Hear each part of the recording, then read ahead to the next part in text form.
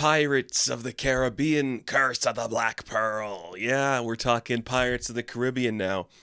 I'm very tempted just to watch the other ones in the Gore Verbinski trilogy now and talk about them in the upcoming weeks. We might.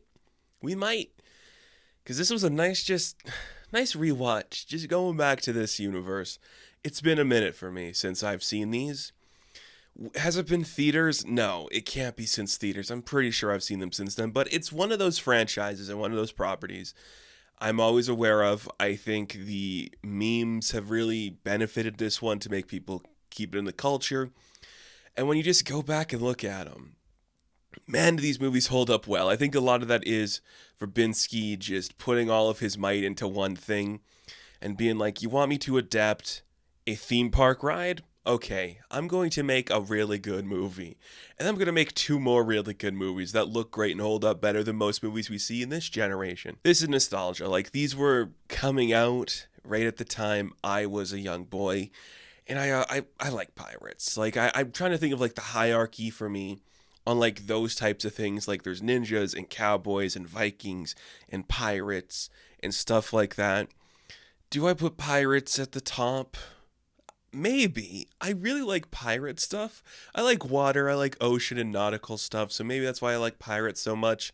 Maybe I just like the going against the government rebellion stuff of pirates, but it's fun. It's so much fun. And this movie, Curse of the Black Pearl, it is just so much fun. It's a 20-year-old movie now, and it feels so breathless and effortless compared to the slop we see today. And I am just blown away. I am literally blown away by what we're doing in this movie. Just on a technical level, like, it kind of feels like the last time we had big movies where it's like we have a lot of money put into this. We have big sets and big props, and there's so much going on that is just there for you to see and experience physically. And the way Verbinski lets this camera breathe. There are so many just push-ins on people. It's so dynamic. It's so moving. And I think this is a prime example where if you take this exact film and you compare it to a Legacy sequel or a big blockbuster we have today, you just see the difference that 20 years has in the way we make these movies. Because there is so much going on here that I just appreciate. The pacing is incredible. The story does feel like it goes to a lot of the similar beats of this person's captured and now they're in this position and this character goes here. But it goes about that in a very effortless way. You are very aware of the sense of location for everybody. You get when actors are in the same room. You get the feeling when they're doing stuff together. It's very impressive, and it looks so good. I could not get over how good this movie looks. And even the effects, there are some effects in here.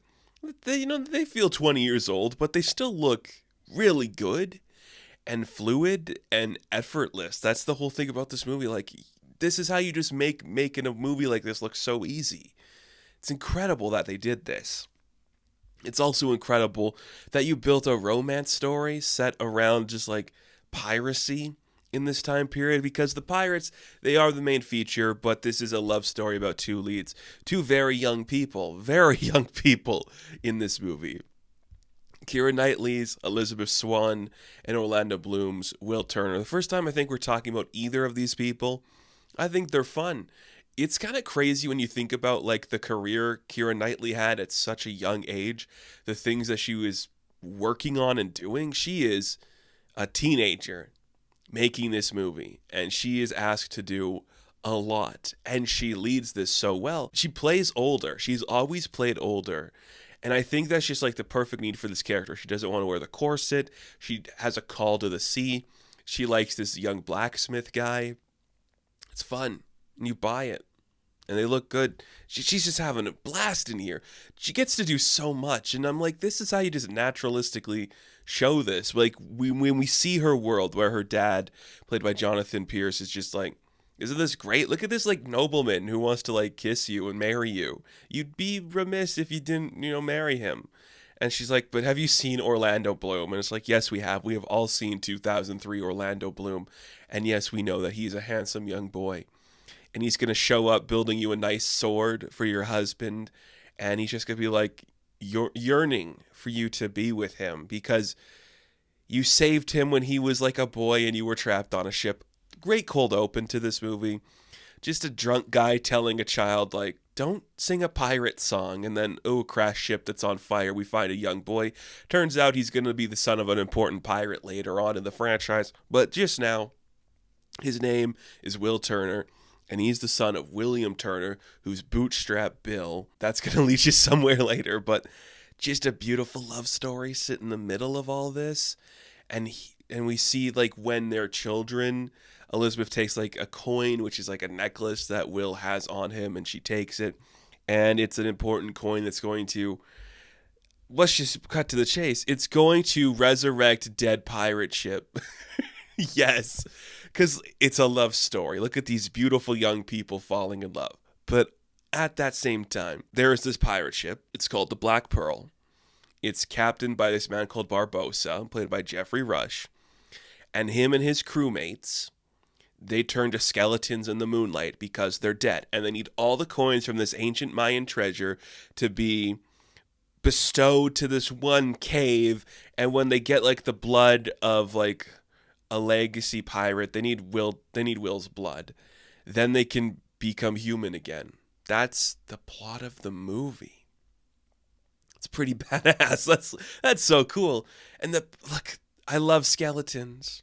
I love pirates. I love a pirate skeleton. When the pirate skeletons show up, it is just the coolest thing you've ever seen.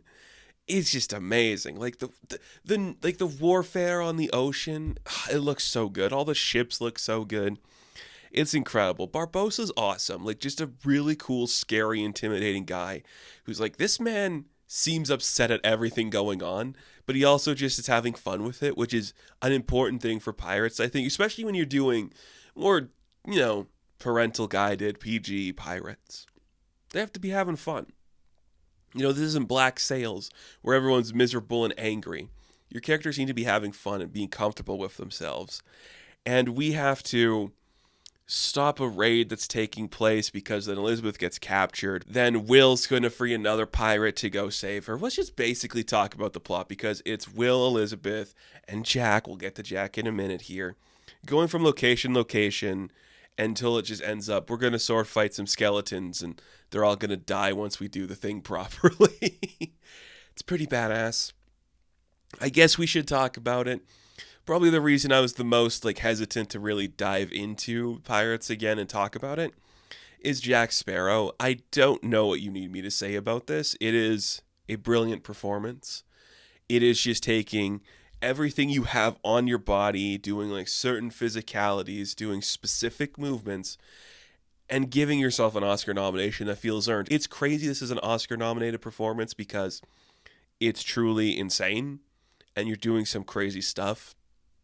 Say what you will about Johnny Depp. There are his supporters and the people that don't support him. This is a really specific thing that he nailed.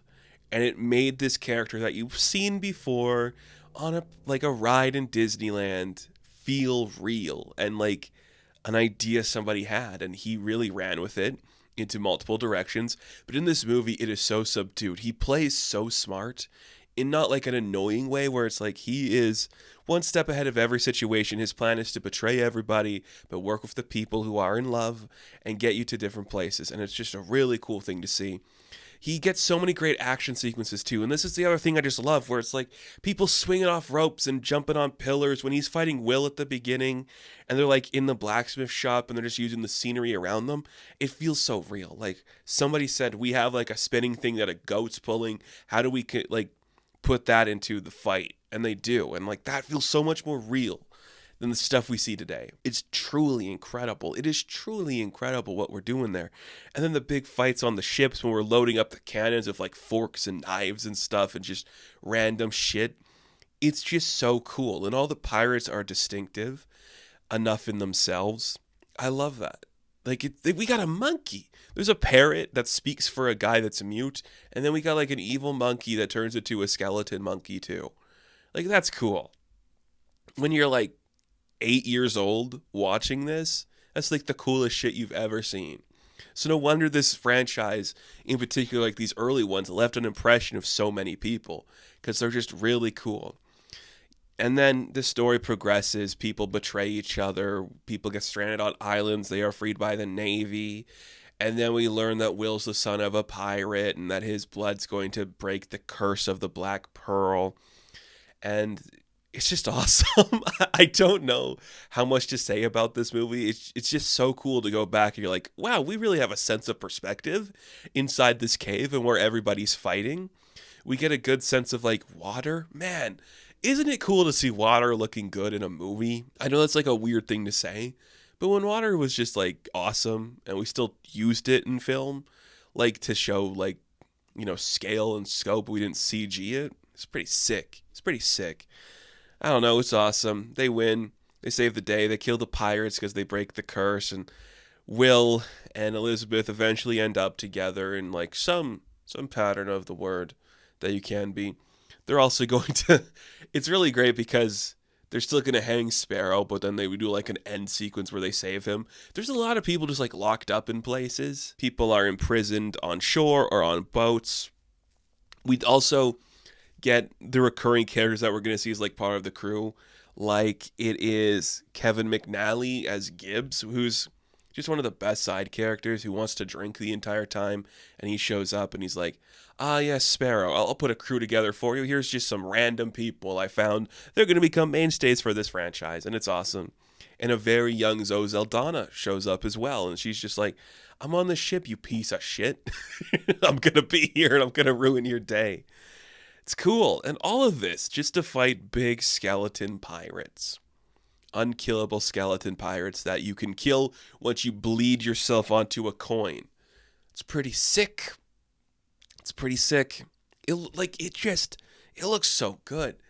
It's doing so much fun stuff. Man, this is such a fun movie. It's truly incredible just how we turn this into a franchise.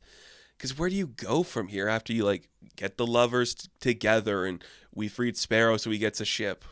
Like, again, it's just great storytelling and you have to set this up for the writers. Jack Sparrow emerges with no ship. It literally sinks into the ocean. It ends with him getting on a new ship with a new crew to sail again. You're like, that's cool. He's now like the most infamous pirate on the ocean. That's pretty badass. And fuck the noblemen. Who needs these rich assholes in their aristocratic outfits just to telling you what to do? They don't mean nothing. They're losers. Who cares about Norrington? He's a loser. He's an idiot. He doesn't even tell when the girl he likes is suffocating by her breathing and she falls off the side of a cliff into the water. It's the dirty pirate that's going to save her. He's just like, oh my, I love you so much, but I can't tell when you're upset because I'm an asshole. That's why pirates are cool. They rebel against authority. They shoot people with cannons, and they could be sometimes they could be skeletons. And that's awesome. That's literally like all you want is to be a skeleton sometimes with a monkey, and your name's Barbosa, and you're going to return in the majority of these later. And you're like, okay, man, they made 4 more of these, and they still want to make more. It's crazy that it starts with this movie that is so just clean and well kept and aware of itself. It's really awesome. It is a really awesome movie. I love Gore Verbinski for this. I know he's got a new movie coming out soon as well. That's sick. Good for you, man. This is incredible. What a fun time you had. What a fun time. This movie's kind of awesome. I'm glad it exists. I am. I like it. I like Jack Sparrow for the most part. I think later on we lose the stuff, but this first movie, you do so much good stuff with this character. And hey, maybe next week, I'm not sure yet, we'll return for the next movie. Is it Dead Man's Chest or something? I can't even remember what they're called. Yeah, I think it is. And then it's like At World's End. Okay. Thank you all for watching this episode of Fantastic Tales. Be sure to like and subscribe to the channel. As always, you can check me out on Instagram, TikTok, and Twitter. And of course, I will catch you in the next one. Have fun. Stay safe. Good luck. Yo ho, a pirate's life for me.